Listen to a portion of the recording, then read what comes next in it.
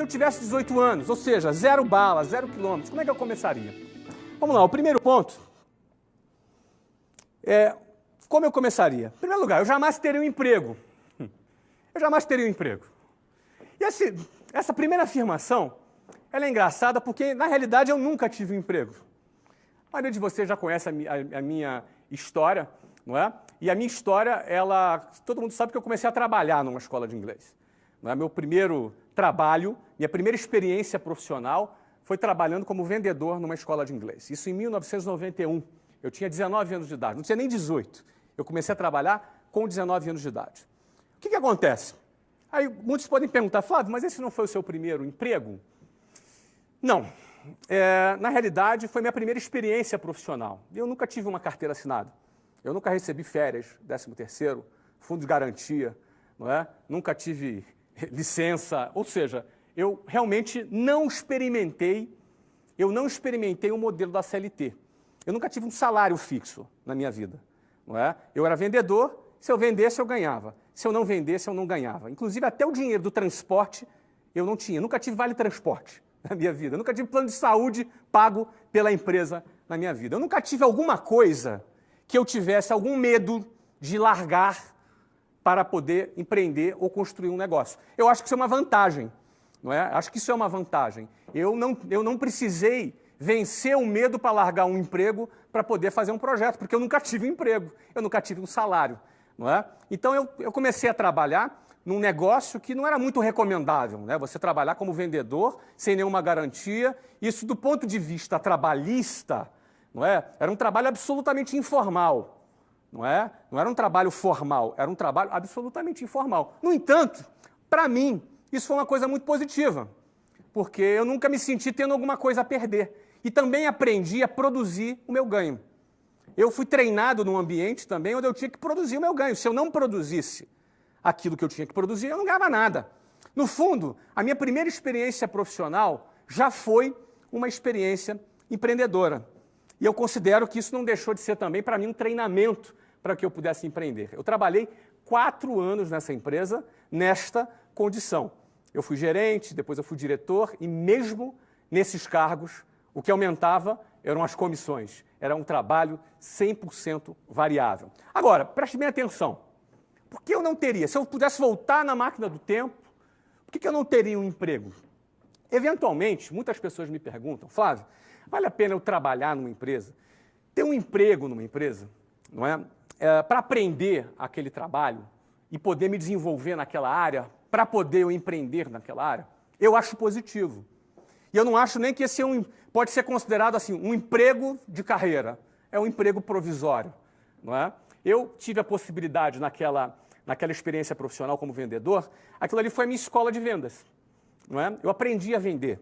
Ainda mais eu, que tinha 19 anos, era um cara absolutamente tímido, minha timidez, assim, falar em público para mim era o terror, não é? Falar, como eu estou falando aqui agora, para um grupo de milhares de pessoas, temos quase um estádio aqui de futebol me assistindo agora nesse momento, falar para um grupo desse tamanho, talvez me desse, sei lá, vontade de desmaiar, eu sair correndo. Eu sempre fui uma pessoa muito tímida. Então, aquela escola de vendas, ela também me ajudou a superar a minha timidez, me ajudou a eu me tornar uma pessoa mais autoconfiante, não é? Já que eu estava dentro daquele processo. Então, a primeira coisa que eu faria se eu tivesse 18 anos, que eu não faria, eu jamais teria um emprego. Por que eu jamais teria um emprego? Número 2, eu venderia algum produto. Eu escolheria algum produto. Vamos lá, eu tenho 18 anos, não tenho grana, tá? Não tenho grana, não tenho capital, não é? Para poder montar uma empresa. Eu faria o quê? Não é? Eu venderia algum produto. Eu escolheria algum produto. Aliás, a minha vida começou assim, vendendo um produto. O primeiro produto que eu vendi era relógio. Eu adorava relógio, não é? Então, eu convencia, eu lembro que tinha um camelô no centro do Rio de Janeiro, que eu convencia ele a me emprestar uns relógios. Eu não tinha dinheiro para comprar relógio, não é? Eu não tinha dinheiro para comprar o relógio, não tinha capital de giro para poder comprar relógio. Então, eu fiz uma amizade com o camelô e convenci o cara a me emprestar os relógios. Então, ele me emprestava ali uns 10 relógios e eu vendia, ia lá, pagava ele. E o cara começou a confiar em mim. Então, pegava 10, pegava 20, pegava 30 relógios, não é? Pegava relógio e vendia. Isso era uma experiência minha, Uma experiência inicial, antes mesmo de trabalhar lá no curso de inglês, a primeira coisa que eu vendi foi relógio. Não é? Então, tive uma experiência de vender, uma experiência transacional de eu trabalhar com um cliente. Muita gente tem preconceito com essa história de vender. Muita gente tem esse preconceito. Mas, no fundo, se você quer empreender, amigo, cara, empreender é vender. Não é? A Volkswagen, se não vender, quebra. A Apple, se não vender, quebra. Todo empreendedor que tem a sua empresa e não vender, ela quebra. Então, a atividade básica de uma empresa é ter um produto e vender esse produto ou serviço. Se você quer ser empreendedor, mas você não quer ter a experiência de vender, você está perdendo uma oportunidade de iniciar pequeno o seu negócio. Porque o seu negócio não precisa ser uma empresa com um prédio, com 400, com 500 pessoas. Às vezes, o seu negócio começa com um produto que você está vendendo, com uma carteira de clientes que você começa a fazer e uma experiência de expandir o seu capital de giro através da venda de um produto. No meu caso, eu estou dando um exemplo aqui do camelô, que eu pegava dinheiro, que eu pegava ali relógio emprestado para poder vender. A minha segunda, depois eu evoluí, depois eu cresci. Não é? Quando eu evoluí, eu fui para o Paraguai comprar relógio. Então, eu cheguei, não é, comprar relógio no Paraguai e vender. Não é? Eu tinha, na época, talvez 18 anos de idade. Então, essa foi a minha primeira experiência com venda. Então, quando eu comecei a trabalhar numa escola de inglês, né, num trabalho absolutamente ali informal, a experiência de venda já era uma coisa que eu já tinha começado a desmistificar. Não é? Eu acabei não prosseguindo com o produto relógio. Acabou não sendo um produto que eu quis prosseguir, mas eu acabei conhecendo um outro produto, que foi o produto inglês, e nesse produto inglês eu fiquei de 1991 até 2013. Eu fiquei 22 anos vendendo curso de inglês. 4 anos numa empresa que eu tive ali a minha primeira experiência profissional e 18 anos com a minha própria empresa. Não é? Começou com uma escola, chegou até 380 e poucas escolas, funcionando em 5 países, com mais de 10 mil funcionários, quando eu vendi essa companhia para um grande grupo brasileiro, numa das maiores transações do setor de educação no Brasil. Mas tudo começou vendendo curso de inglês. Eu vou falar de todas essas etapas para você. Então, por exemplo, eu venderia algum produto, qualquer um produto. Aqui eu até dou um exemplo banal, picolé, bala, bombom. Você está pensando o quê? Que bom vende picolé. Você acha que quando eu falo picolé, vender picolé, que bom vende picolé. Ué, qual o problema se você for um vendedor de picolé? Você pode ter uma indústria de picolé vendendo no mundo inteiro. Certo? Então, a primeira coisa, você tem que acabar com essa história de preconceito. Preconceito com qual seja o seu produto, ou qual seja a sua atividade. Se você quer empreender, se esse é o seu objetivo, e você quer com 18 anos começar uma carreira como essa, pô, cara, escolhe um produto, seja qual for. Tá? Que produto eu escolhi? Eu comecei com relógio. Depois eu troquei para inglês. E desse inglês eu engatei e fiquei 22 anos vendendo curso de inglês. Certo? Bom, vamos lá. Terceiro ponto. Jamais me envolveria com pirâmides. Você sabe o que é a pirâmide? Pirâmide é aquele negócio de ganhar dinheiro fácil. Não é? Ganhe 5 mil por semana, aqueles anúncios na internet. Pirâmide financeira. Em primeiro lugar, pirâmide financeira é crime. Certo? É crime contra a economia popular. Jamais participaria de nenhuma pirâmide. E é importante você diferenciar o que é pirâmide de empresas de marketing multinível. São duas coisas diferentes. Qual é a diferença entre pirâmide e empresas de venda direta? Natura é uma empresa de venda direta. Avon é uma empresa de vendas diretas. Aí você tem empresas de marketing multinível, não é? Onde você tem um produto e vende aquele produto e várias pessoas ganham em diversos níveis. Qual é a diferença básica entre pirâmide e empresas de marketing multinível? Pirâmide, ele disfarça que tem um produto. Ele disfarça que existe um produto. Só que, no fundo, a empresa fatura pela adesão de novos adeptos ali daquela pirâmide. Então, o cara bota 5 mil, e aí outro cara de baixo bota mais 5 mil, aí vai dividindo aquele dinheiro, vai partilhando aquele dinheiro, quem está em cima vai ganhando, e uma hora essa bomba explode lá embaixo. Não é? Já marketing multinível, não. A empresa vive da venda de produtos. Aí você pode ter equipes, pessoas ganhando em cima de outras pessoas porque estão gerenciando equipes diretas, não é? São coisas diferentes. Muitas pessoas me perguntam, Flávio, marketing multinível é uma experiência de empreender? Eu responderia sim. Eu penso que marketing multinível é sim uma experiência de empreender. E marketing multinível pode ser também uma boa escola de venda, para você aprender a vender. Você pode, eventualmente, em vez de começar a vender um produto por sua conta, você pode começar a empreender vender um produto através de um sistema de marketing multinível. Tá? Eu, particularmente, nunca participei de nenhum esquema de marketing multinível e não sou muito simpático, certo? Com um sistema de marketing multinível, porque depende muito, acho que é muito arriscado, depende muito da rede que você está envolvida, das pessoas com quem você está envolvida, com aquelas pessoas diretas que vão te dar suporte, eventualmente pode ser que tenham pessoas sérias, pode ser que não tenham. Não existe um controle muito grande, né? O crescimento do marketing multinível é uma coisa um pouco orgânica, então acaba existindo um risco. E ainda se eu participasse de um marketing multinível, seria por pouco tempo. Eu não participaria por muito tempo. Talvez se eu participasse, seria para aprender a vender. Lembrando, eu tenho 18 anos agora, tá? Tenho 18 anos, o que eu faria? Não é? Então, talvez eu aprendesse a desenvolver técnicas de venda, ia começar a vender, mas depois eu ia partir para vender o meu próprio produto. Porque eu, Flávio, não participaria de um marketing multinível, porque eu me preocuparia em criar a minha própria marca. A minha própria marca. Eu trabalharia para criar o meu próprio negócio, a minha própria marca, onde eu não só pudesse ganhar dinheiro por mês, né, empregar pessoas, ter impacto social, mas também eu criasse um valor patrimonial, ou seja, o equity, onde eu tivesse um valor que essa empresa futuramente pudesse ser vendida por uma boa quantidade de dinheiro. Eu falo isso um pouco mais para frente. Essa é a razão que eu, talvez, se participasse do marketing multinível por um tempo, porque não deixa de ser uma boa escola de vendas, não é? Isso é Flávio. Tá? Não estou dizendo que se você participa de marketing multinível, se você curte, se você gosta, não estou falando mal, estou dizendo que Flávio, eu, se participasse, participaria por um tempo como uma forma de aprender a vender, me desenvolver na área de vendas. Tá? Mas logo em seguida ia procurar trabalhar com o meu próprio produto e criando a minha própria marca. Então, o terceiro ponto, eu jamais me envolveria com pirâmides.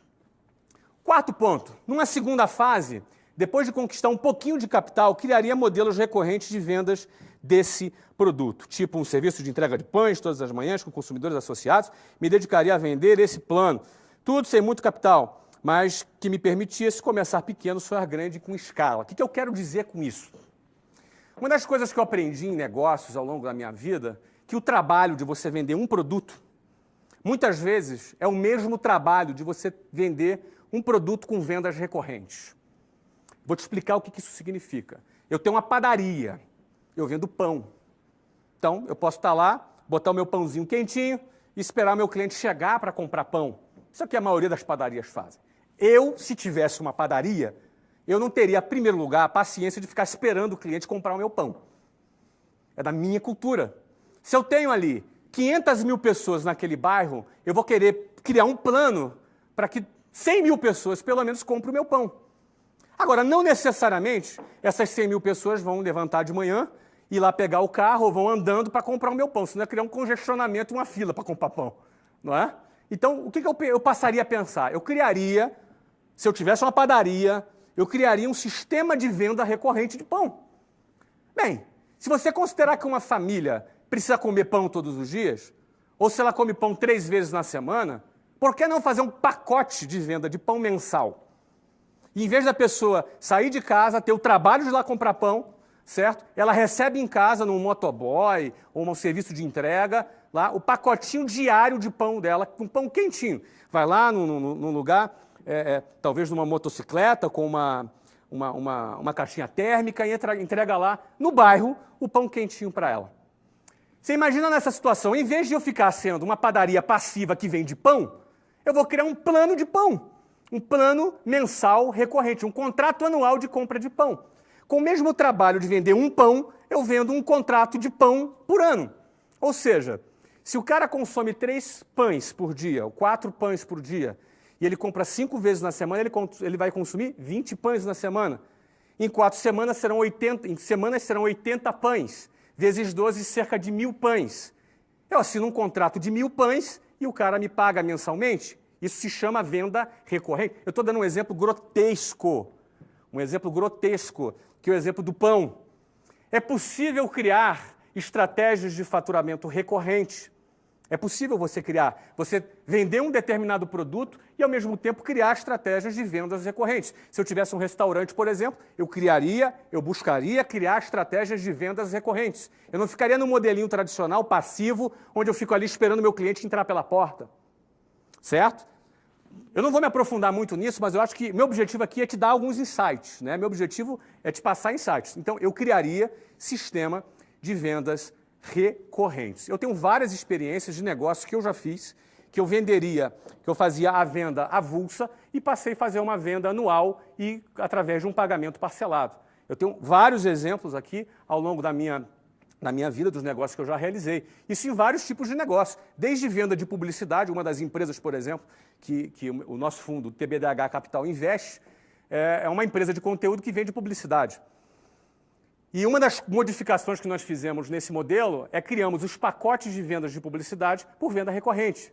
Ou seja, o diretor de marketing da empresa ou o diretor de mídia da agência de publicidade que tinha caneta, que assinava a compra de R$10 mil de mídia no mês, é a mesma caneta que compraria um pacote de 12 parcelas de R$10 mil. É a mesma caneta que assinaria um pacote anual, num plano de mídia anual de 12 de 120 mil. Ou, desculpa, 12 de 10 mil, que daria um total de 120 mil. Ou seja, em vez de eu vender 10 mil, eu passaria a vender 120 mil reais.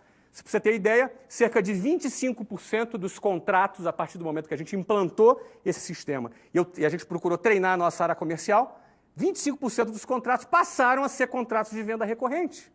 Significa que 25% dos contratos de publicidade dessa empresa passaram a faturar 12 vezes mais. Faz diferença no final do faturamento? Então, a quarta parte é o seguinte: depois que eu já começasse a vender um produto, eu escolhia vender um produto, seja ele qual for. Eu ia procurar criar, certo? Depois que eu conquistasse já algum capital, eu ia procurar criar um modelo recorrente de venda para esse produto, porque isso alavanca o faturamento de vendas desse produto. Bom, quinto. Vamos para o quinto. Aqui. Viveria com não mais do que 50% do que ganhasse para ampliar meu capital de giro. Aí começam os desafios. Porque o carinha começou a ter o primeiro sucesso dele, o que ele quer? Quer comprar um carrão. Quer comprar um carrão. Ele começou a ter o primeiro sucesso dele, começou a ganhar o primeiro dinheirinho dele, ele já quer comprar uma moto nova. Bacana. O cara tá duro, pendurado, mas tá com a moto nova. Não é? O cara vai priorizar o quê? O status dele, o glamour dele. Agora ele quer que as pessoas achem que ele tem sucesso. Ele quer ter essa imagem de sucesso. Ele começou a ter um primeiro sucessinho. Vai pro carrão. Então, o que eu colocaria aqui é o seguinte: viveria com não mais que 50% do que eu ganhasse. Isso não é fácil, mas é possível. Isso não é muito simples, mas é possível. Por que isso é importante? Porque quando você amplia o seu capital, você aumenta o seu poder de fogo. Você pode investir no seu negócio. Você pode, inclusive, botar o dinheiro para trabalhar para você.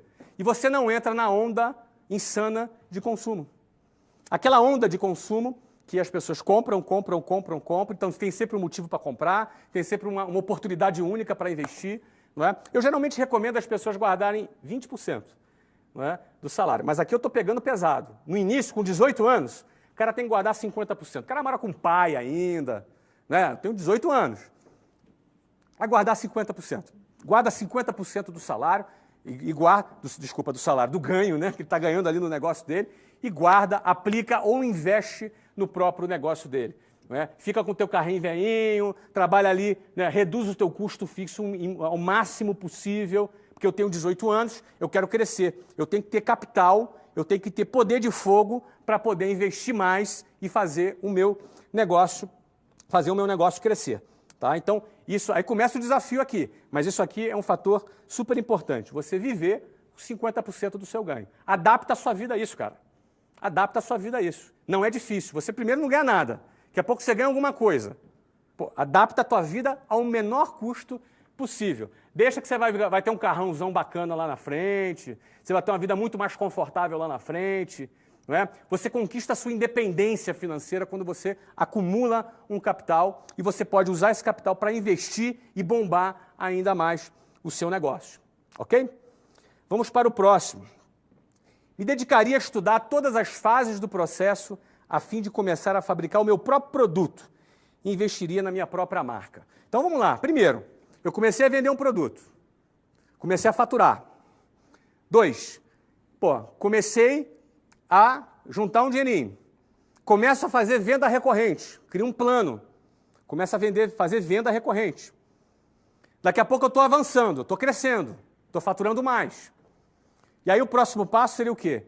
Eu me dedicaria a estudar tudo, todas as fases do processo, a fim de começar a fabricar o meu próprio produto. Ou seja, se é um produto físico,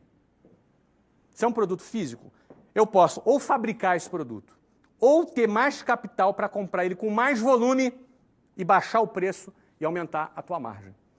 Então, eu tenho essas duas hipóteses. Ou eu vou fabricar, vai depender do setor. Tá? Se for serviço, é outro papo. Por exemplo, a área de curso de inglês era uma área de serviço.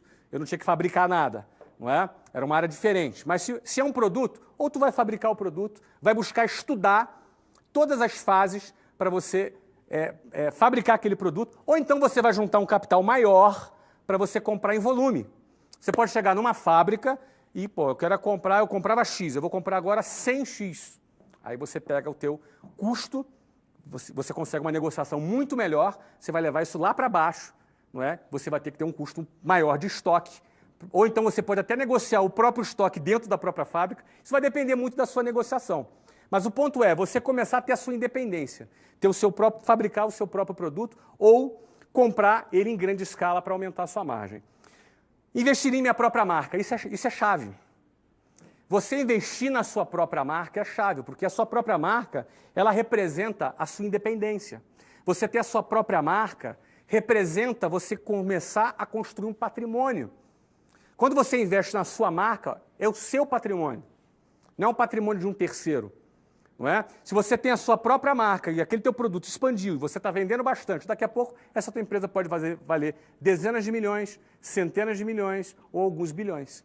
É assim que funciona. Mas desde que a propriedade intelectual seja sua. Isso é o maior valor que tem. Não é? Isso vale mais que lucro. Vale mais do que o lucro da própria empresa, é você ter a possibilidade de construir a sua própria marca. Seja de serviço ou seja de produto. Não é? Então, eu colocaria isso. Casualmente, gente, todas essas etapas aqui que eu estou falando, eu vivi elas. Não é? Então, na realidade, o que eu estou aqui escrevendo é que eu repetiria. Não é? Muitos desses passos que eu estou colocando, muitos não todos até agora, pelo menos, foram passos que eu faria. Eu talvez mudasse uma coisa, que uma pessoa que eu na minha época não fiz. Uma pessoa me perguntou, seria aqui nesse slide aqui, ó, ela me perguntou, venderia um produto, do 2, no 3, no 4, isso, entre o terceiro e o quarto aqui. A pessoa, aqui ó, no sexto, me dedicaria a estudar todas as fases do processo. A pessoa me perguntou, Flávio, você faria faculdade?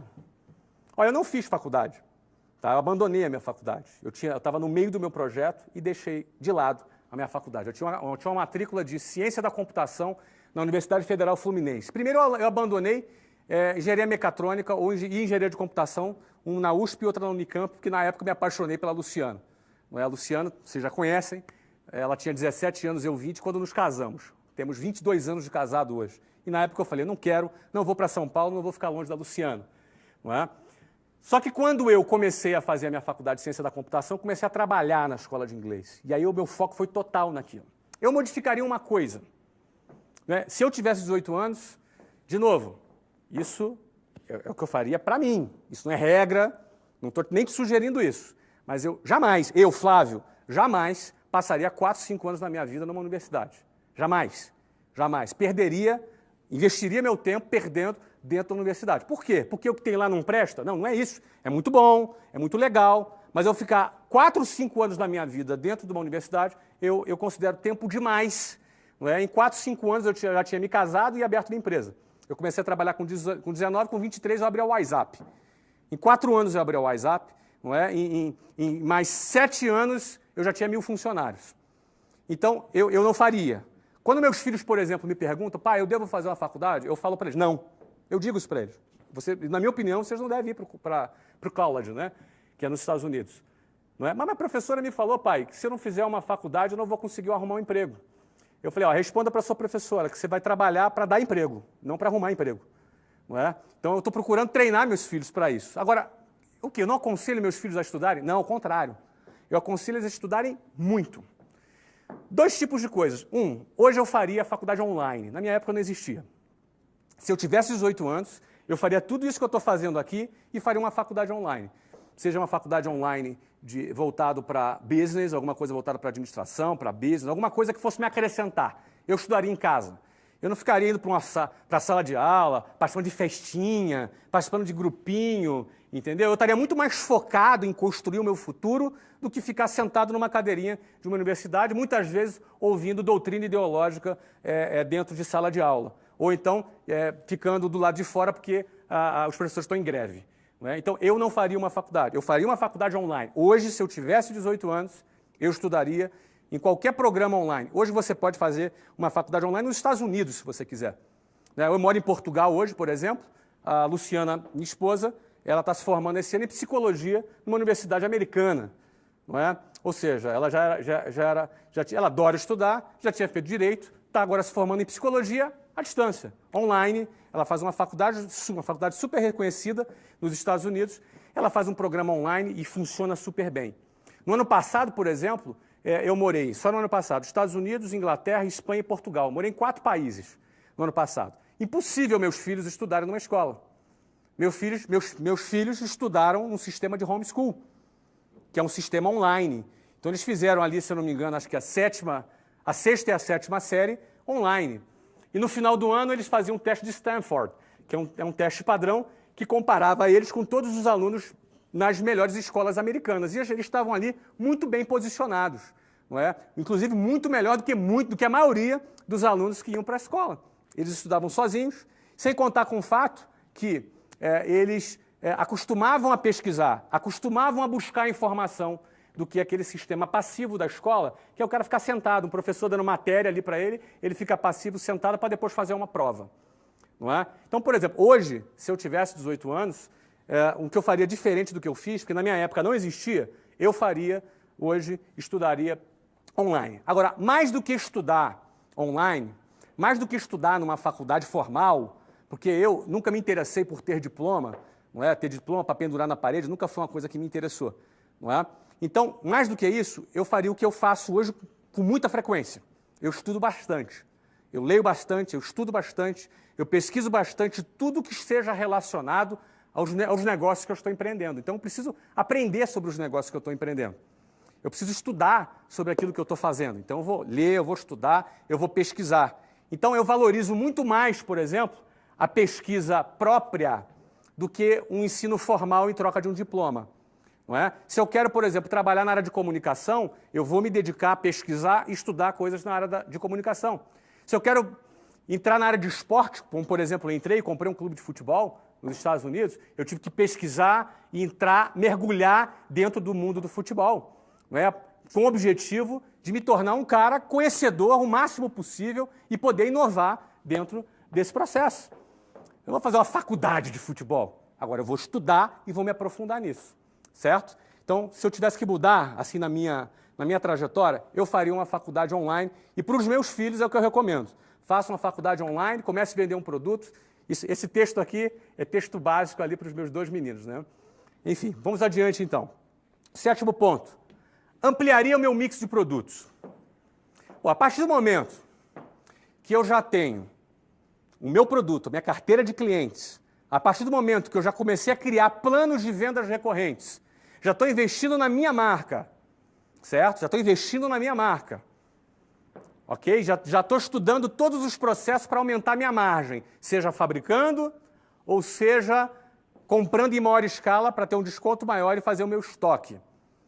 Isso na hipótese de produto. Eu aumentaria o meu mix de produtos. O que é aumentar mix de produtos?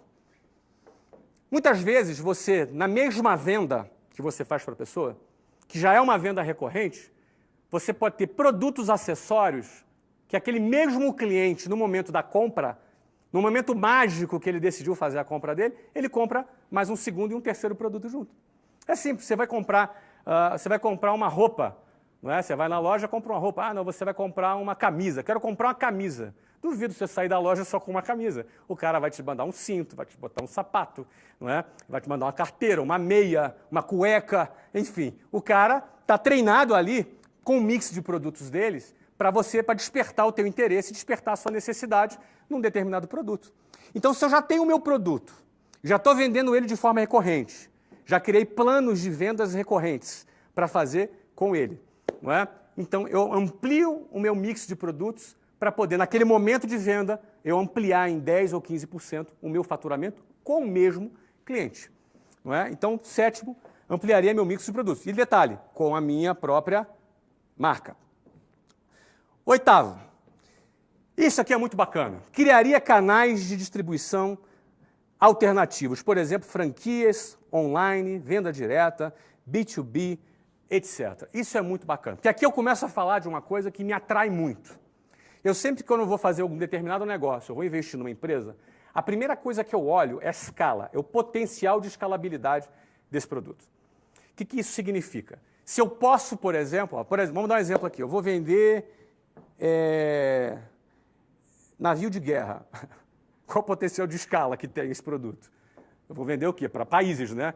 Eu tenho aí meia dúzia de países que podem comprar os meus navios. Então não é um produto que me atrai, não tem escala. Não vou vender navio de guerra para a dona de casa, não é, que vai comprar um navio de guerra. Agora, vamos pegar um outro produto. Eu vou vender alimentos. Pô, você tem um potencial de escala grande. Eu, particularmente, gosto muito de serviço. Não é? Eu gosto bastante de serviço. Até não tenho nada contra produtos, mas serviço é uma coisa que eu gosto muito, porque serviço você consegue ter uma margem maior, você cria valor agregado e você tem uma margem maior. Então, eu vou vender o quê? Um curso de árabe, curso de russo, um curso de inglês. Não é? Um curso de inglês tem muito mais escala do que um curso de russo, certo? Então, quando eu vou avaliar um produto, eu vejo o seu potencial de escalabilidade. Esse potencial de escalabilidade, ele pode ser distribuído de diversas formas, não é? O que seria um canal de distribuição convencional? Tem uma padaria, por exemplo, e eu sou o dono da padaria. Então eu vou abrir uma segunda filial da minha padaria. Vou botar um filho lá, vou botar um gerente lá, vou botar alguém para tocar essa padaria. Mas daqui a pouco eu abrir a terceira padaria, a quarta padaria, a quinta padaria, daqui a pouco eu estou no meu gargalo. Porque eu não tenho ainda competência gerencial, software de gestão, modelos de gestão, eu ainda não me desenvolvi, por exemplo, para ter mais do que 5, 6 padarias. Então você começa a esbarrar em alguns limites, limites técnicos, limites físicos, limites de experiência, de gestão, e por aí vai. Não é? Então esse seria um modelo convencional, você criar uma rede. Agora, o que seriam canais de distribuição alternativos? A franquia, por exemplo, é um modelo alternativo. Eu, quando tive escola de inglês, meus primeiros 3 anos, eu só tive escola própria. Eu abri a primeira escola, cada escola tinha que ter cerca de 40 funcionários, um espaço de 400 metros, eu abri a primeira escola. Sem grana e daquele jeito, no cheque especial, como você já deve conhecer a história. Não é? Depois, eu abri a segunda escola em São Paulo. Nos primeiros 3 anos, eu abri 24 escolas. Uma nova escola inaugurada a cada 45 dias. E aconteceu justamente isso comigo. Eu comecei a me sentir sobrecarregado, eu precisava me reinventar. E no meu caso, eu tinha uma certa resistência com franquia. No ano 2000, foi quando a gente implantou o nosso primeiro sistema de franquias. Então, o sistema de franquias, ele é um modelo de distribuição. Se você tem um negócio que é bem sucedido, dependendo do setor, considere a hipótese de expandir o seu negócio através do modelo de franquias. Não é? Ah, mas eu não tenho conhecimento, cara. Contrata uma consultoria de franquias, contrata especialistas. Eu, por exemplo, contratei a Languetá, um grande amigo meu, ficou grande amigo, me ajudou a formatar a minha franquia lá atrás, em 1999. Não é? Continua sendo um grande amigo hoje, continua formatando franquias. É um cara super bom nisso. Esse cara vai te dar todas as dicas. Não é? Tem um Xerto aqui em São Paulo também, é um cara super bom também, não é? De formatar franquias. Que é uma outra coisa, que é uma forma de adquirir conhecimento que eu sempre usei, que seria assim, conversar com especialistas. Então eu lembro que eu contratei a consultoria do Alan para me ajudar a formatar franquias. E assim, era uma consultoria de 6 meses. Na época eu usei 2 meses só. Não é? Sentei com ele, paguei os 6 meses, mas só usei 2, porque eu já tinha ouvido o que eu queria. Fiquei muito amigo do Alan E o Alan, eu falava sempre para o Alan, cara, esquece, cara, você já me deu o que eu precisava, já me deu as informações que eu precisava, porque eu sento do lado da pessoa e sugo, sabe, cara? Isso é um jeito legal de se aprender as coisas. Você pega um cara, senta do lado dele, se tiver oportunidade, suga a informação do cara e pergunta mesmo, anota, suga a informação. Pô, aquele cara que é um especialista, pô, e 1 hora de conversa com aquele cara, se bobear, é como se fosse 5 anos numa faculdade sentado ouvindo um professor falar. Você entendeu? Então você senta para o cara, ouve, suga. Eu sempre gosto eu sou uma esponja. Eu gosto de sugar a informação, colar em gente que saca daquele assunto e sugar informação. Até hoje eu faço isso. Não é? Novos negócios, dependendo dos novos negócios que eu faço, eu arrumo alguém, sento, marco a reunião, marco o almoço, o jantar, sento, converso e ali sugo conhecimento, que são sempre conhecimentos valiosos. Não é? Então, no exemplo de franquias, esse é um exemplo de canal de distribuição. Outro canal de distribuição é online. Nós estamos aqui agora com milhares de pessoas, aqui agora ao vivo, 10 horas e 40 minutos, eu estou aqui em São Paulo, ao vivo, falando com milhares de pessoas. Nós estamos online aqui. Nós estamos online. Quem diria, se a gente voltasse no tempo, que seria possível você estar falando com milhares e milhares de pessoas online, ao vivo, da maneira que a gente está fazendo aqui. É impressionante o que a tecnologia hoje te proporciona. A tecnologia ela te proporciona você ter uma escala grandiosa. Uma escala grandiosa. Eu tenho aqui gente hoje de outros países aqui assistindo essa transmissão ao vivo. Não é? Eu estou aqui podendo colaborar, transmitir informações para você que está lá no Japão, que está aí, você que está aí na Inglaterra, você que está nos Estados Unidos, na Argentina, e você de todo o Brasil, de norte a sul. Ou seja, o canal de distribuição online te permite você falar com o mundo inteiro, te permite você vender o seu produto ou o seu serviço para o mundo todo. Isso é um canal de distribuição alternativo, pouco explorado, porque pouca gente tem competência, teve tempo ainda de desenvolver a competência para fazer isso da forma que, por exemplo, nós estamos fazendo aqui. Não é? Isso não deixa de ser uma alternativa para você, para fazer o teu sistema de distribuição online. Então você pode vender serviços e produtos online. Venda direta. Não descarte a possibilidade da venda direta. A Avon é uma empresa bilionária que está no mundo inteiro através de venda direta. Você pode ter equipes de vendedores. Por exemplo, roupa. Roupa é um excelente produto para se vender através de venda direta. Porque nem todo mundo tem tempo de ir até uma loja para poder escolher uma roupa. Eu lembro que quando eu ia para eventos aqui em São Paulo, na época ainda da empresa, eu sempre ligava para a loja e falava, olha, eu vou estar no hotel, manda alguém lá. Então ia lá o gerente da loja, me levar a roupa no hotel, já sabia o meu tamanho, já sabia o que eu gostava, o que eu não gostava, e eu escolhia ali, comprava, o cara levava para mim. Era o exemplo de uma loja que eu gostava, e o cara confiava em mim, e o cara fazia isso comigo. Agora, o cara que quer vender roupa, roupa é um excelente produto para você vender com venda direta. Não é? Você imagina, você ter uma equipe de 500 pessoas vendendo roupa para você. Daqui a pouco você está fabricando, você está comprando, você está estocando. Você tem uma equipe, você vai motivar seus vendedores, você vai dar prêmios. Ó, quem vender mais ganha uma viagem, quem vender mais ganha isso, enfim. Você tem um sistema de treinamento, você vai padronizar o seu treinamento de vendas, você vai fazer concursos, vai fazer competições e por aí vai. Ó, você sabe quem está arrebentando com venda direta? Silvio Santos. Silvio Santos com a Jequiti, que é um produto de venda direta, não é? Está arrebentando. Eu não sei se esse número é exato, mas se eu não estou enganado, Jequiti já fatura mais de 400 milhões de reais por ano. Um produto que há 6, 7 anos atrás sequer existia.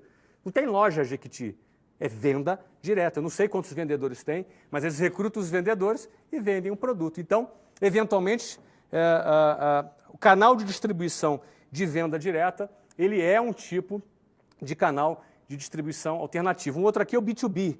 B2B é business to business, ou seja, você vender para empresas, fazer contratos corporativos. Por exemplo, se o seu trabalho é alimentação, você pode terceirizar a alimentação para uma empresa. Você pode ter produtos que o seu cliente final, em vez de ser um consumidor final, não é, uma pessoa física, não é, que é o B2C, que é business to consumers, não é, você vai ter um produto que é o quê? Que você vende de B2B, de business para business. Você vai vender para empresas. O teu cliente final são empresas. Você pode criar, por exemplo, uma linha de produtos corporativos. Por exemplo, se você vende roupa, o que impede de você fechar com uma empresa para fazer a apresentação de roupas para essa empresa, se for o caso de roupa. O que impede de você fazer isso? Você tem ali um escritório que tem 80 pessoas trabalhando com gravata e terno. Quantas pessoas não compram roupas ali? Não é? E por aí vai. Não é? Não necessariamente pense no modelo convencional. A lojinha que está pagando aluguel, custo fixo alto pra caramba. Dá glamour, meu amigo. Sacoleiro não dá glamour, certo? A lojinha dá glamour, mas a maioria das lojas de shopping que se você vê lá, vou te falar, o cara ou não ganha nada ou ganha uma merreca. A maioria das lojas de shopping ou ganha muito pouco. Raras são as lojas que o cara ganha bastante. Raras. Raras.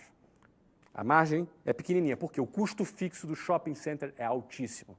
Então, se eu vendesse roupa, por exemplo, se eu tivesse algum negócio de roupa, a última coisa que eu ia querer da minha vida é ter loja em shopping. Talvez criasse um modelo de venda online, talvez criasse um modelo de quiosques em shoppings, não é? Ou criasse um modelo de venda direta. Uma equipe de vendedores treinados para vender. Altamente estimulados, ganhando bem, ganhando prêmios, vendendo, um exército de vendedores vendendo a roupa ou qualquer outro produto, não é? Ou seja, criaria canais de distribuição alternativos. Isso é que eu faria. Como eu fiz no meu negócio, não é? Lá no meu negócio, eu tinha um sistema de distribuição alternativo que era venda direta. Meu curso de inglês lá, 95% das vendas eram feitas pela minha equipe de vendas. A gente tinha cerca de 600 a 800 vendedores no Brasil inteiro, vendendo os cursos. Aliás, eu comecei assim. Eu era vendedor de um curso em 1991. Quando eu montei a minha operação de escola de inglês, eu continuei tendo uma operação de venda direta. Óbvio, não naquele modelo, os vendedores lá eram formalizados, com salários registrados e tal, mas os caras eram altamente estimulados, motivados, tinham sistemas de premiações super arrojadas, tinham um engajamento super grande na empresa. E a gente tinha 800 vendedores vendendo o curso. Eram, na época, cerca de 80 mil novas matrículas por ano que a gente fazia com aquela equipe. Então, você imagina, não é? Se eu ia ficar com um cursinho de inglês ali com a placa matrículas abertas. Não, a gente tinha modelos, não é? A gente tinha canais de distribuição alternativos. E a venda direta era uma delas. Também tinha franquia como canal de distribuição alternativo. Eu também vendia online. E a gente também tinha B2B, a gente tinha plano corporativo. Então, canais de distribuição. O mesmo produto que você tem, você pode vender por diferentes canais de distribuição. É como se cada canal fosse uma empresa diferente. Você está crescendo o seu negócio, simplesmente ampliando o número de canais de distribuição que você tem. No auge da companhia, venderia para um fundo, banco ou concorrente, embolsando uma enorme liquidez. Vou até beber uma água aqui agora.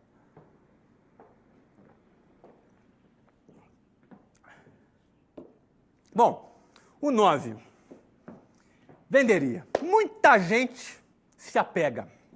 Muita gente se apega ao negócio. Deixa eu falar um pouco sobre isso. Eu vendi o meu negócio lá, eu amava meu negócio, eu amo até hoje. Mas o tempo de um empreendedor, ele tem um tempo definido num determinado negócio.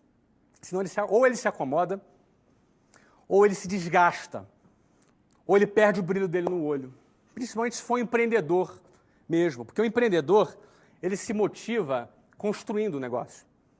O empreendedor, ele não é síndico de prédio, ele constrói prédios, mas ele não é síndico de prédio. Ele se motiva muito em desbravar, em criar, em inovar, em criar coisas novas. Muita gente, eu me lembro, quando eu vendi um negócio, não é? O nosso negócio foi vendido por quase R$1 bilhão, e algumas pessoas chegavam para a gente e falavam assim, puxa, Flávio, o que deu errado, hein? Você vendeu, né? Pô, tava com algum problema o negócio? As pessoas acham que porque você vendeu um negócio estava com problema. É o contrário. Isso é uma questão de cultura. Nos Estados Unidos, quando você vende um negócio, a primeira coisa que você ouve é parabéns. Por que parabéns? Porque quando você criou um negócio a ponto de despertar no mercado interesse naquele negócio, a ponto de ter criado um valor que um fundo, uma empresa profissional decidiu investir e comprar o seu negócio, isso é um reconhecimento muito grande. Não é? Sem contar que um negócio, geralmente, você vende por 10 vezes, em média, um múltiplo, 10 vezes o valor do seu lucro anual.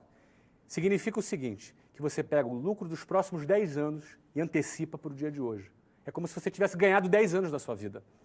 E você ainda tem a liberdade para construir o negócio que você quiser. Isso não tem nada a ver com você estar apegado ou desapegado. Eu continuo respeitando o negócio que eu fundei, eu continuo amando aquele negócio. É como uma filha, não é? Esse é o exemplo que eu costumo dar. Você tem uma filha linda, te beija, te abraça, não é? Quando você chega em casa, ela corre, te dá um abraço, pula no seu colo. Ela é linda, aquela criança. Só que um dia, aquela menininha linda, ela vira uma mulher. E um dia ela vai se casar. E um pai, quando vê a sua filha se casando, por mais que ele tenha dor no coração, ele fica feliz quando vê a sua filha casando e vai construir a vida dela com a nova família que ela vai formar. Não é? Então, ou seja, a venda de uma empresa, ela é um momento que você considera que você cumpriu a sua missão e agora você vai realizar o lucro, você vai desfrutar do patrimônio que você construiu. Você vai desfrutar do patrimônio que você construiu. Então você pega 10 anos futuros de lucro, antecipa, aquele comprador vai te pagar esse dinheiro todo, você vai ficar com uma enorme liquidez nas suas mãos, tendo cumprido a sua missão e tendo realizado o seu lucro. E você vai ficar feliz vendo aquela empresa sendo tocada por profissionais competentes e que vai tocar adiante aquele projeto. Não é? Então, no auge da... Agora, por que no auge? Por que no auge?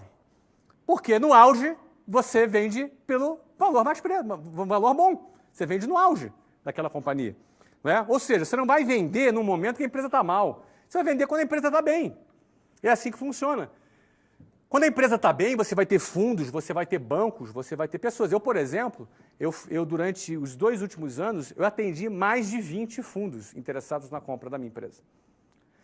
Fundos internacionais, fundos nacionais, os maiores fundos do mundo eu atendi porque tinham interesse no meu negócio. Agora, por que tinha interesse no meu negócio? Porque ele era lucrativo, ele era um bom negócio, ele era um excelente negócio. Então, aquele é o momento, não é? Aquele é o momento de você, não é?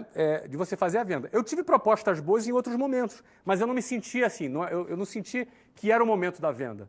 Eu não me senti confortável para fazer a venda naquele momento. Em 2008, eu tive uma proposta 5 vezes menor, mas não me sentia confortável. E eu acreditava que eu conseguia ter um upside maior ainda. Então, até o momento que foi feita a venda na empresa. Você passa a empresa para uma outra pessoa e passa a ser a responsabilidade daquela pessoa tocar o projeto adiante e você é recompensado. Você tem antecipado em torno de 10 anos de lucro operacional da sua empresa antecipado nas suas mãos. Não é? E quando você vende, você sai do risco do seu negócio, do risco da operação, não é? Você também tem toda uma liquidez e você tem liberdade. Ou você vai fazer aplicações financeiras, ou você vai abrir e investir em novos negócios. Você tem a liberdade para você escolher. Não é? Se você faz isso em 5 anos, daqui a pouco você monta um novo negócio e constrói tudo de novo. Não é? O 10º, com 5% do capital conquistado, começaria tudo de novo. Investiria os outros 95% em investimentos conservadores em moeda estrangeira. Vamos começar pela primeira parte. Quando eu falo 5%, pode ser 10%, 15%. Ou seja, você pega uma parte pequena daquele capital e você vai separar aquela parte pequena para você começar. Pô, eu comecei com 20 mil reais de cheque especial. Não é? Agora, eu não vou usar cheque especial, mas eu posso pegar ali uma pequena parte, não é? 10%, posso pegar 15%, que seja até 20%. Eu acho que no máximo. 20% do capital. Você pegou um dinheiro grande, pega 20%. Ó, esses 20%, o que eu vou fazer? Eu vou investir em novos negócios. Você pega o restante do dinheiro, você faz o quê? Uma aplicação financeira. Você cria uma aplicação financeira. Aqui eu coloquei investimentos conservadores em moedas estrangeiras. Primeiro, por que conservador? Eu sou muito arrojado em negócios. Eu invisto, eu não tenho problema com correr riscos, não é? Não tenho realmente problema. Eu sou bastante arrojado. Agora, para investir o meu dinheiro, eu não sou arrojado. Eu sou bastante conservador. Porque quando eu abro um negócio, depende de mim. Eu tenho operação na minha mão, não é? Eu não vou vender pão esperando o cara comprar pão. Eu vou criar uma venda recorrente de pão através de uma equipe direta, ou por franquias, ou por outros canais de distribuição, com a minha própria marca. Percebe? Então, eu não vou fazer a coisa de maneira passiva. Entendeu? Então, o que acontece? No meu negócio, eu garanto o trabalho. Agora, investimento financeiro, Vou investir. Eu não invisto em bolsa de valores. Já investi bastante, já ganhei bastante dinheiro em bolsa de valores, até já perdi também. Mas eu não invisto. Por que eu não invisto em bolsa de valores? Porque eu prefiro, se eu quero empreender, eu prefiro investir nos meus negócios. Eu boto fé no meu taco. Eu boto mais fé no meu taco do que nos executivos que estão ali nas empresas. Então, eu prefiro investir nos meus negócios. Se é para eu investir em negócio, eu invisto nos meus. Eu compro os meus negócios.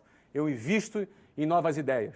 Agora, eu aposto muito mais nisso do que investir em empresa que está sendo tocada por algum executivo. Certo? Então, eu prefiro investir no investimento conservador. E por que em moeda estrangeira? Hoje, nós vivemos uma flutuação de câmbio muito grande. Hoje, nesse momento, principalmente com as eleições, né, você percebe, né, dependendo do resultado da pesquisa, sobe a bolsa, cai o dólar, ou dependendo do resultado da pesquisa, cai a bolsa, sobe o dólar. E você, na hora que você investir o seu dinheiro, você não pode ficar à mercê do sobe e desce das pesquisas eleitorais. Você não pode ficar à mercê do sobe e desce do desempenho dos executivos das empresas de capital aberto. Não é? Eu não quero depender disso. Muita gente fala, não, mas você pode fazer uma análise fundamentalista associada com análise gráfica. Cara, eu não quero saber disso. Eu quero saber o seguinte, eu pego meu dinheiro, invisto no meu negócio, abro ele e vendo ele por 1 bilhão depois. Ponto. Isso eu garanto. Agora, eu garanti o que vão fazer lá na Bolsa de Valores, eu não gosto. Eu, Flávio, não estou dizendo que é errado. Você gosta de bolsa, investe em bolsa, ótimo. Eu, Flávio. Tá? Então, agora, eu pegaria o investimento conservador. Hoje, o que seria um investimento conservador em moeda estrangeira? Títulos de dívidas de governos AAA, né? Ou seja, governos bom pagadores, ou de empresas AAAs. Você imagina, você pegar e comprar um título de uma dívida da Apple, você comprar uma título de uma dívida de uma boa empresa, entendeu? Ou seja, tem garantia, que vai fazer o pagamento. Você ganha isso aí 5% ao ano em dólar. Hoje no Brasil, você ganha numa aplicação conservadora, você pode ganhar entre 9% a 11% ao ano em real. Só que é o seguinte, só a inflação é 6%. Se você está ganhando 10%, tira 6%, 6,5%, que é a previsão da inflação, 6,7%, que é a previsão da inflação esse ano, já está dando 3,3% de rentabilidade. E aí tem um soluço no dólar, o dólar sobe 10%, tu perdeu dinheiro. Você ganhou 10%, mas perdeu 6,7% do dólar, perdeu mais 10% do câmbio. Então, nesse momento, eu faço um investimento conservador em moeda estrangeira e uma boa moeda hoje para você fazer investimento financeiro é o dólar. A economia americana cresce num nível de recuperação muito interessante, enquanto a zona do euro está em baixa e o real está instável, porque todo o mercado está em dúvida sobre o futuro. Hoje. Todo mercado mundial, tá? Não estou falando de papo eleitoral, não, tá, gente? Aqui estou falando de papo técnico, ok? Todo mercado aguarda para ver o que vai acontecer no Brasil, porque dependendo do que acontece no Brasil, o dólar sobe e as ações caem e por aí vai. Então as pessoas estão procurando fugir do investimento no Brasil nesse momento. Isso acontece em todas as eleições, não é só nessa não. Todas as eleições o mercado fica nervoso, o mercado fica instável, porque ele fica cheio de incertezas. Então, nesse momento, o meu caminho, o caminho que eu escolho, é fazer investimentos conservadores, tá? Um título de uma dívida de uma empresa AAA, por 3, 4 anos de vencimento, com 5% de remuneração ao ano em dólar. Não é? Sem contar com o fato que há previsões que o dólar pode chegar, isso é previsão, não é nada garantido, pode chegar na ordem de R$ 2,80. Não é? Ou seja, se você tem uma aplicação a 5% em dólar, você tem um bom resultado. Como é que você sabe disso? Fale com o seu banco. Né? O seu banco tem que te orientar nisso. Se você eventualmente tem um banco que é fraco, procura um banco melhor, procura um private, um banco que vai te dar um atendimento num outro nível. Tá? Mas a 10 é o seguinte, com 5% até 20% do capital conquistado, você investe em novos negócios. Não é? Então vamos fazer um resumo rápido aqui. Tá? Primeira coisa que eu faria se eu tivesse 18 anos. Primeira coisa, eu não arrumaria emprego. Eu não quero ficar preso no emprego. Viver com CLT ali, ganhando um salário. Não, eu ia ter o meu negócio. Então, para começar a ter o meu negócio, eu ia começar. Primeira coisa, vender o meu produto. Achava um produto qualquer para eu vender. Depois que eu fosse vender esse produto, eu ia procurar criar sistema de vendas recorrentes. Ou seja, em vez de vender um produto, vendo 12 no ano, não é? Esse seria o próximo passo. Depois, eu ia procurar estudar todos os passos para poder fabricar esse produto ou comprar ele em escala para ter uma margem maior. E criaria a minha própria marca. Criaria a minha própria marca. Porque eu criando a minha marca, eu tenho o meu patrimônio. O próximo passo que eu faria, eu criaria sistemas de distribuição alternativos, como franquias, como vendas online, como B2B, como venda direta, não é? Para poder distribuir e expandir o meu produto. E por fim, quando esse produto estivesse muito robusto, estivesse no seu auge, eu faria a venda dessa empresa para um fundo, para um banco de investimento, para um concorrente e embolsaria 10 anos de lucro futuro no presente, gerando uma enorme liquidez. Eu pegaria de 5% a 20% desse valor e investiria em novos negócios. Começaria tudo de novo e faria a mesma coisa em menos tempo, porque agora eu teria mais experiência. Não é? E com os outros 80%, investiria em investimentos conservadores, nesse momento, apostando muito em moeda estrangeira. Bom, é isso que eu faria se eu tivesse 18 anos de idade. Não é? Agora, para você encarar uma trajetória de vida como essa que eu acabei de falar, não é muito simples. Não é muito simples. Porque você vai ter que... essa trajetória de vida é uma trajetória de vida padrão? Pensa comigo. É padrão? É o que a boiada faz? É o que as pessoas que seguem um rumo comum faz? Nós fomos treinados nessa sociedade para viver dessa forma?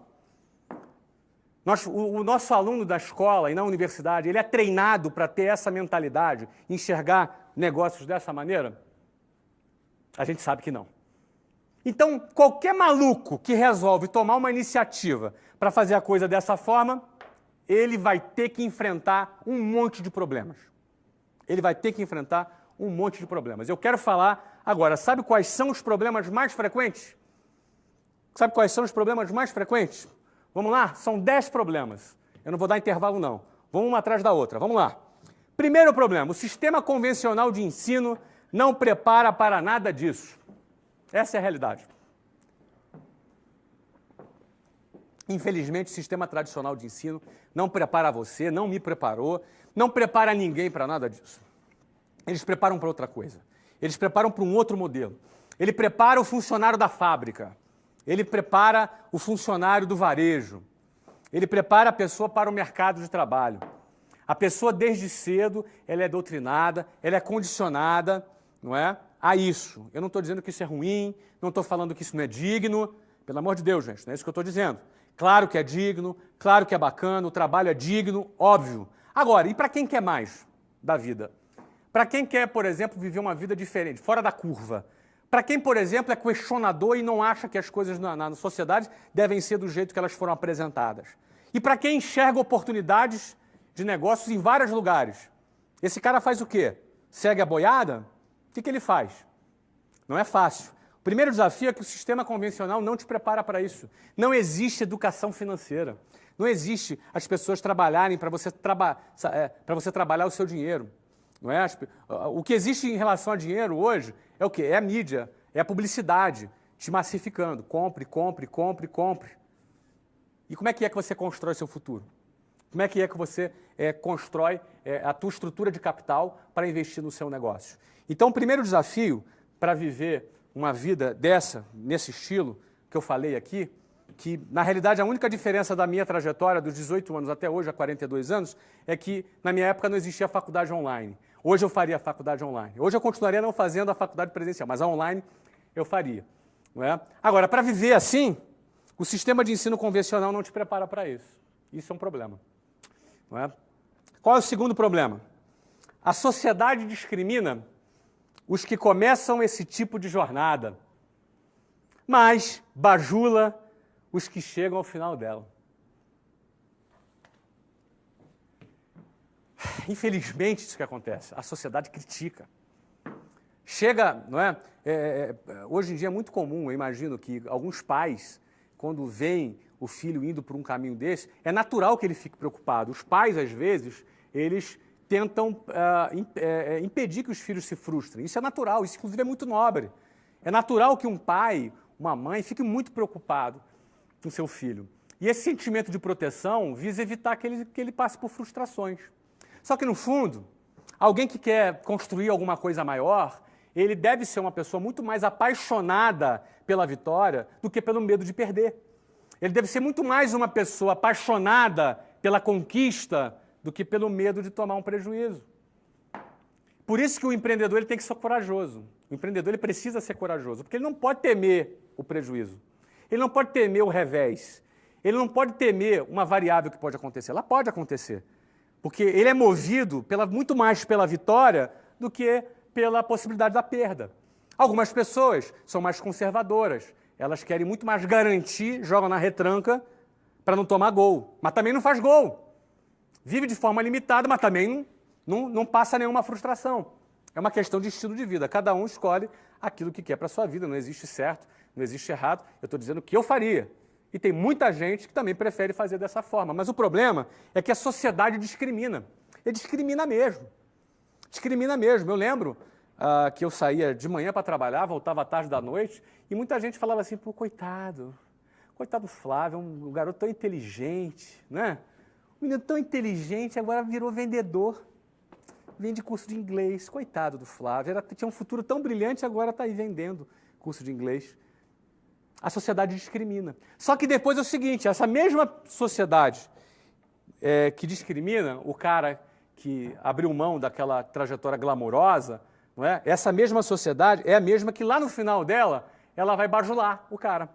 Ela vai dar tapinha nas costas do cara e falar, pô, cara, parabéns, sabia que você ia dar certo, parabéns. Essa mesma sociedade é a pessoa que vai bajular. Então, isso não deixa de ser um desafio, porque quem opta em seguir por esse caminho precisa estar disposto a enfrentar esse tipo de discriminação, sabendo que um dia a história muda. Terceiro ponto.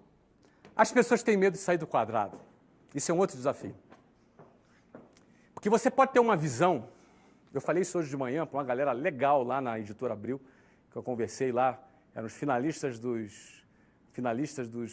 prêmio Jovens Inspiradores, inclusive, sei que vocês estão aí assistindo agora essa apresentação, um abraço, foi um prazer estar com vocês hoje de manhã, não é?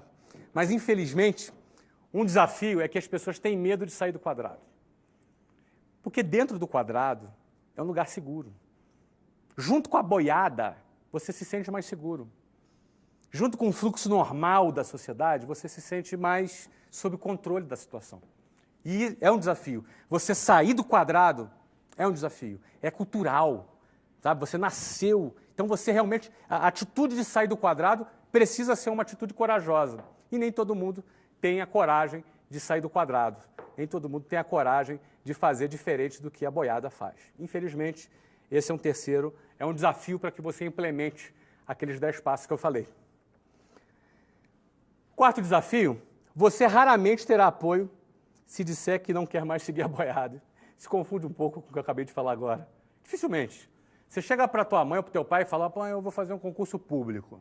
Oh, muito bom, parabéns, isso aí.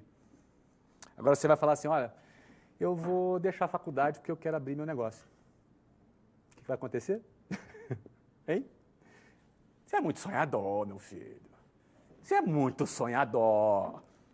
Você tem que acordar para a vida. A vida não é desse jeito que você está pensando.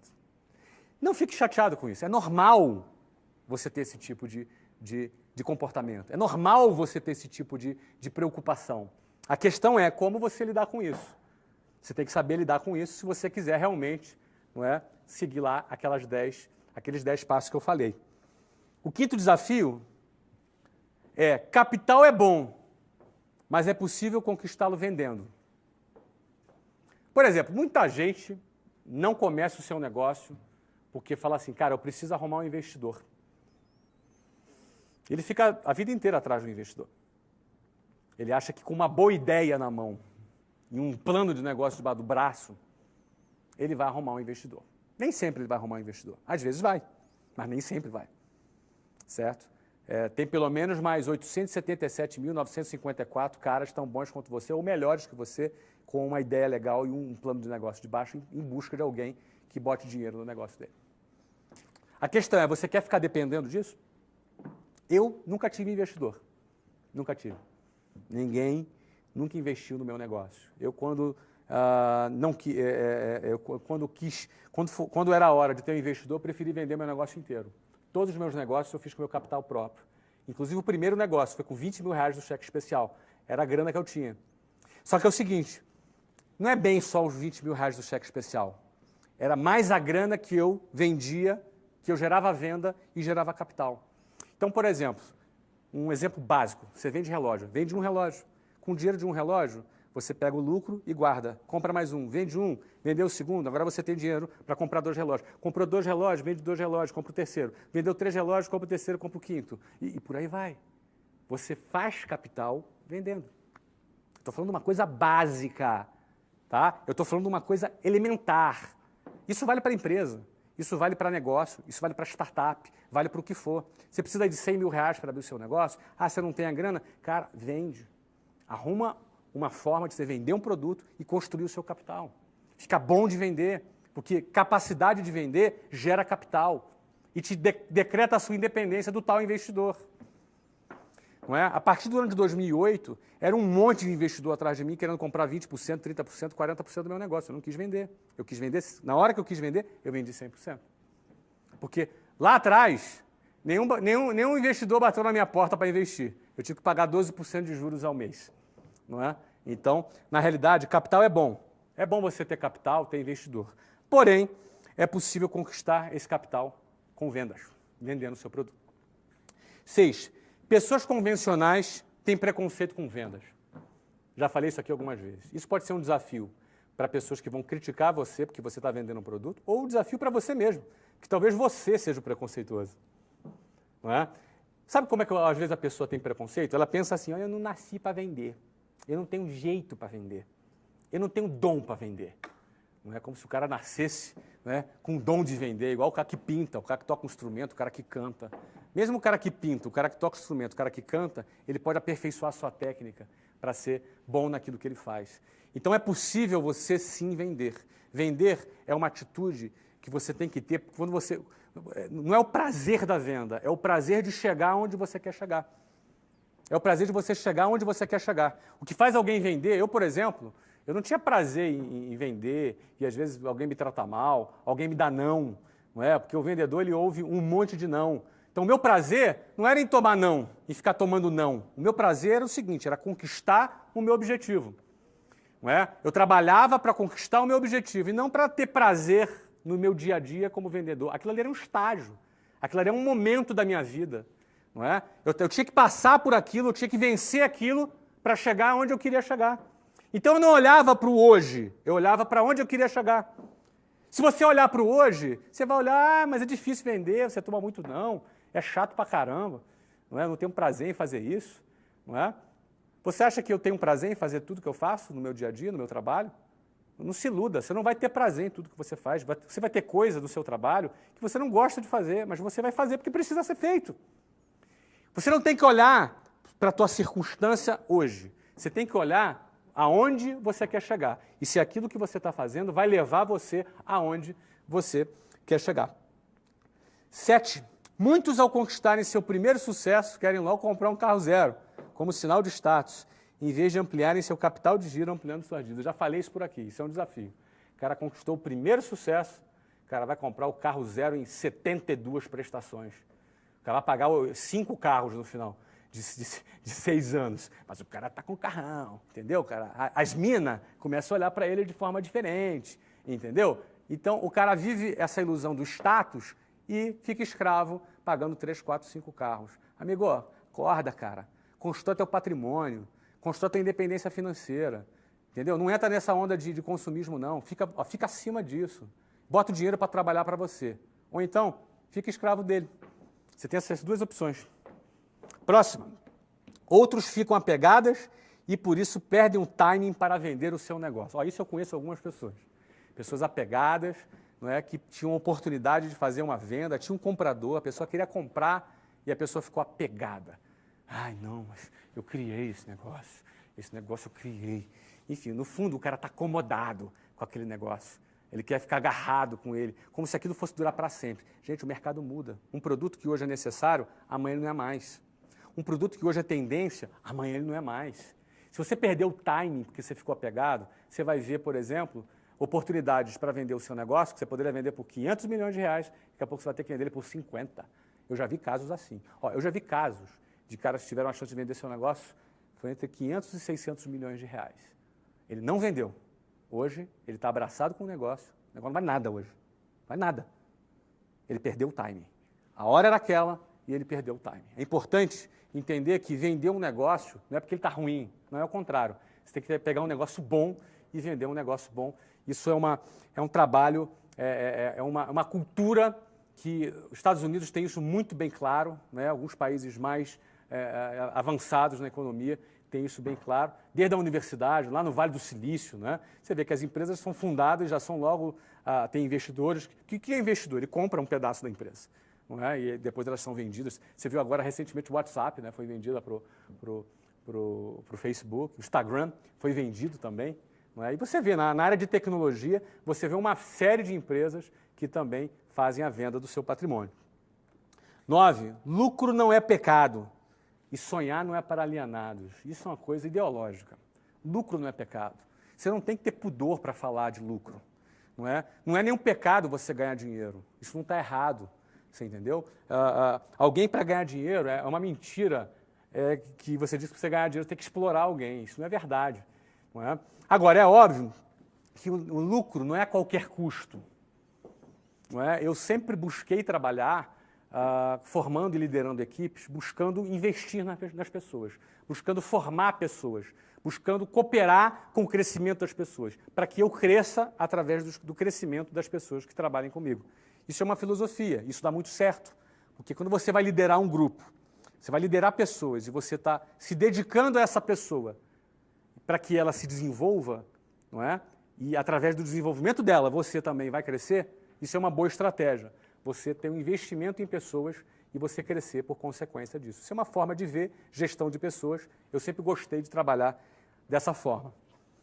E por último, você vai atrair interesseiros. Saiba quem é quem nesse game. Entenda quem é quem. Você vai atrair interesseiros, pessoas que vão se aproximar de você simplesmente pelo interesse de ter algum benefício por estar do seu lado, para ganhar algum dinheiro ali a qualquer custo do seu lado, para se aproveitar de uma forma negativa por estar do seu lado. É importante você saber quem é quem nesse processo. É importante você entender quem é quem nesse game para você não se iludir e você está muito bem blindado, porque durante um processo de crescimento, eles vão aparecer em diversas formas, de diversas maneiras. Não é? É fundamental estar atento dessa forma que eu falei para você.